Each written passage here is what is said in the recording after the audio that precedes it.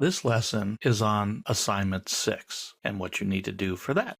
First of all, Assignment 6 looks a lot like Assignment 4, and it should. The difference is you're going to take out every reference to a file using file open or directory open that we did in Assignment 4, and we're going to replace all of that using a relational database and using SQL statements. I would like you to also use the common functions that we developed in an earlier lesson for your SQL statements to practice using that and using the include file. So the functionality is going to be very, very close to what we had before. It's just the guts that makes this work is going to be completely different. So we still have our featured home, and that was hardwired in, so we don't have to do much with that. If I leave find homes blank, I see all the homes. All this information is coming out of a table now. It's coming out of a home table.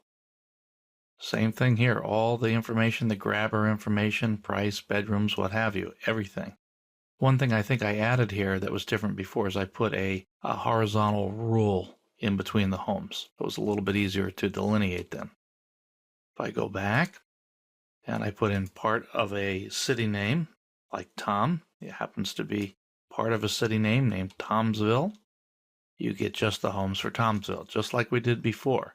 But remember, it's just done through SQL, not through any file functions.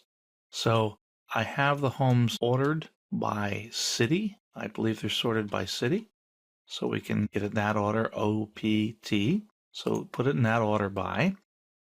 In the guestbook mortgage calculator, that should work substantially the same. When you add here, though, when you go through and put data in, you're going to use an insert statement. So let's go ahead and add something here. Jim Smith, put a phone number in there. Jim's from Detroit. Nothing there. Now, when you hit the submit button, you're going to issue a database insert statement. You're not going to write to a file. So that's what happens here, and that should work. So let's go back. When you view the guestbook, you'll be using a select statement to go against this table. The guestbook table, you're going to need to develop that, create a guestbook table, a home table, a realtor table. All those need to be in place instead of the files. So we have some information here, and you'll populate it. One thing that's a little bit different that we had before is I had an indication whether someone wanted to be contacted by phone or email, and I showed you that, and then I showed you in one column the phone or email. In this case, I broke it up into two columns. I have the phone number or email, and whichever one they didn't enter, my program put an NA in there. So only one of the contacts will be there, but there'll be separate columns, and there should be separate columns on your table as well. So let's go back. When you click here, you should come back to the home page. Go back and we'll look at the mortgage calculator. That should work substantially the same. And we get our interest rate. Now that calculation was done in PHP. There's no database interaction at that point.